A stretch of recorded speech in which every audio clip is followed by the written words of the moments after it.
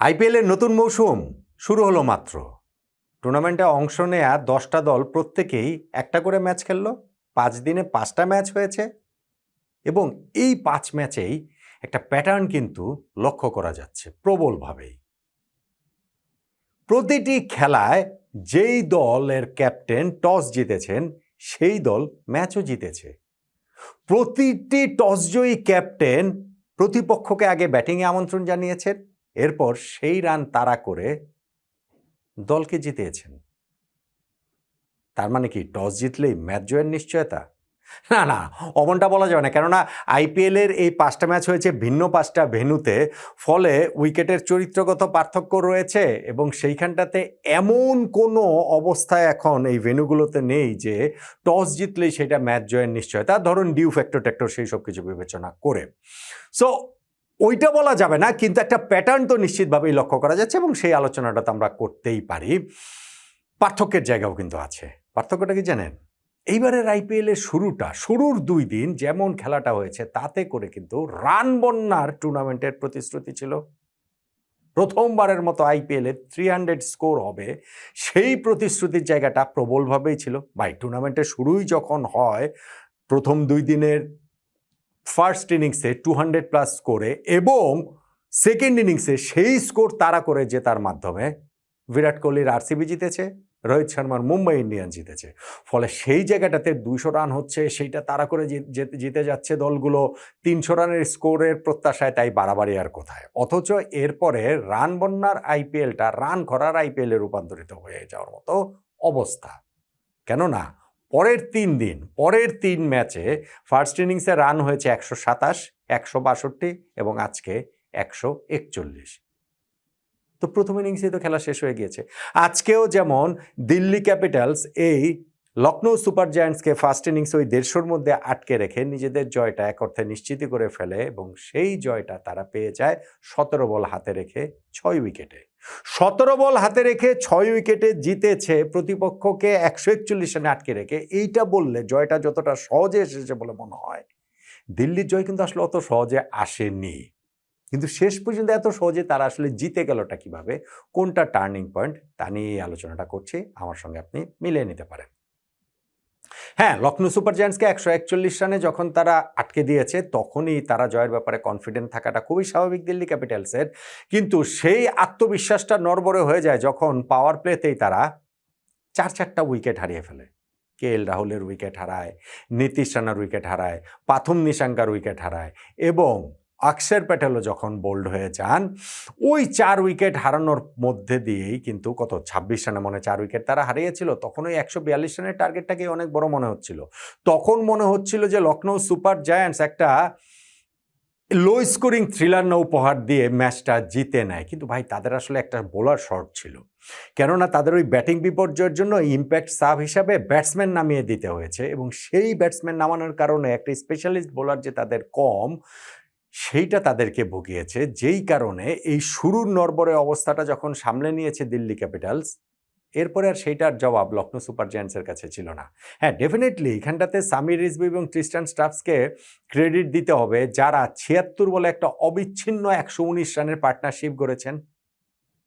বিশেষ করে সামির রিজভী, যিনি মিড উইকেট দিয়ে পুল করে ছক্কা মারে ম্যাচটা শেষ করেছেন 17 বল হাতে রেখে 18 নম্বর ওভারের ফার্স্ট বলটাতে। তিনি যে একটা ইনিংস খেলেছেন অপরাজিত 70 রানের, সেটা একটা ঝলমলে ইনিংস। প্রতিশ্রুতিশীল ব্যাটসম্যান তিনি, গত কয়েক আইপিএল ধরে আমরা দেখছি।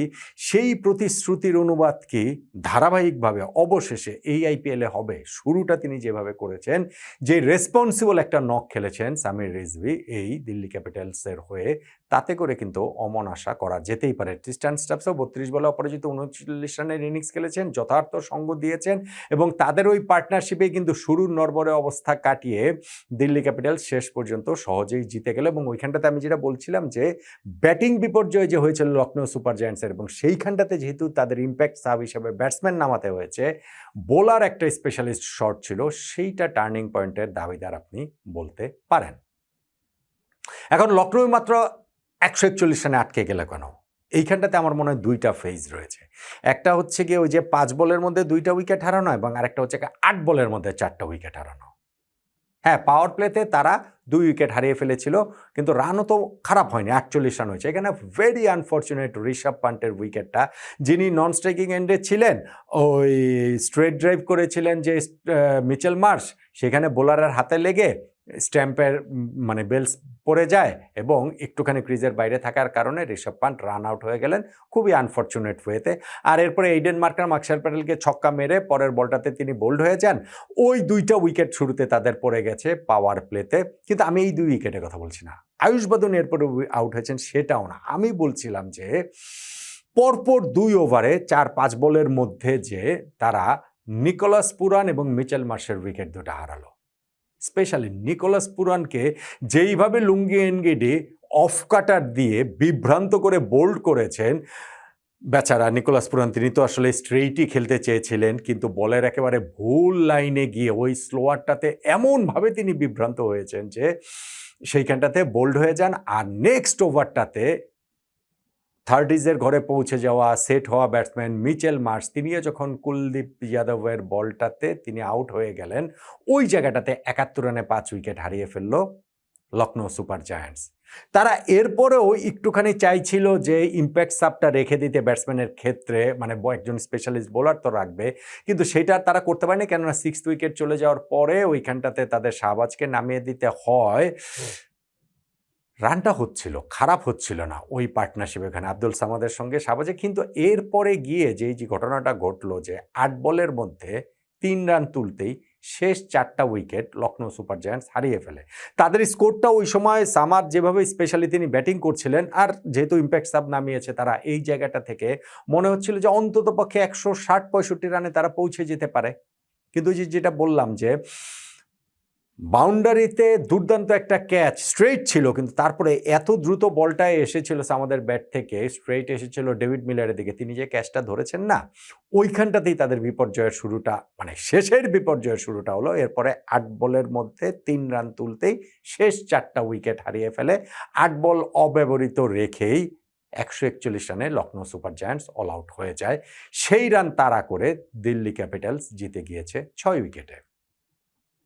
তাহলে এখন টার্নিং পয়েন্ট কোনটাকে বলবেন? টস যে জিতেছে দিল্লি ক্যাপিটালস, সেইটাকে টার্নিং পয়েন্ট বলবো? না, আমি শুরুতেই বলেছি যে না, ওইটা অত বড় কোনো ফ্যাক্টর না, কেননা স্কোরটা যদি ধরেন 160-170 হতো, সেটা তো করা যেতেই পারতো, তাহলে একটা ডিফারেন্ট বল গেম হতে পারতো। তাহলে হয়তো বা তারা এই যে আবার ধরেন যদি ইম্প্যাক্ট সাব ব্যাটসম্যান না নামাতো, তাহলে মানে ওরকম একটা অবস্থায় যদি না যেত, সেটাকে আপনি টার্নিং পয়েন্টের একটা জায়গা বলতে পারেন। পার্টনারশিপের কথা তো বলাই যায় যে 26 রানে 4 উইকেট হারিয়ে ফেলেছে দিল্লি ক্যাপিটালস, তারপর 76 বলে 119 রানে পার্টনারশিপ যে করেছেন সামির রিজভি এবং তৃষ্টান স্টাফ, সেটাকে তো আপনি টার্নিং পয়েন্ট বলতেই পারেন। ওই বিপর্যয়ের মুখে তারা যেভাবে সামাল দিয়ে পরবর্তীতে যেভাবে প্রতিপক্ষের উপর চড়া হয়েছেন, স্পেশালি সামির রিজভি। আর এই ব্যাটিং ইনিংসে লখনৌ সুপার জায়ান্টসের, যেটা আমি বলছিলাম যে পরপর 2 ওভারে ওই 5 বলের মধ্যে নিকোলাস পুরান ও মিচেল মার্শের উইকেট, আর একদম শেষে গিয়ে 8 বলের মধ্যে 3 রানে 4 উইকেট হারানো, এই দুইটাকেও টার্নিং পয়েন্টের মধ্যে রাখতে পারেন। আমার টার্নিং পয়েন্ট আসলে ওই নিকোলাস পুরান ও মিচেল মার্শের পরপর 2 ওভারে আউট হয়ে যাওয়া। স্পেশালি নিকোলাস পুরানকে যেইভাবে বলটা করেছেন লুঙ্গি এনগিডি, সেইটা দেখার মতো। এইবারের টুর্নামেন্টের অন্যতম সেরা বল, সেভাবে আমরা বলতে পারি। এই যে পরপর 2 ওভারে 2টা উইকেট 5 বলের মধ্যে হারিয়ে ফেললো লখনৌ সুপার জায়ান্টস, সেইটাই আসলে তাদেরকে পরবর্তী বিপর্যয়গুলো, ব্যাটিং বিপর্যয়গুলো ইনভাইট করেছে, যেই কারণে তারা আর অত বড় টোটালটা করতে পারেনি, যেইটা দিল্লি ক্যাপিটালসকে হারানোর জন্য যথেষ্ট হয়। নিকোলাস পুরান ও মিচেল মার্শের উইকেটটাই তাই আমার কাছে লখনৌ সুপার জায়ান্টসের বিপক্ষে দিল্লি ক্যাপিটালসের 6 উইকেটে জয়ের টার্নিং পয়েন্ট।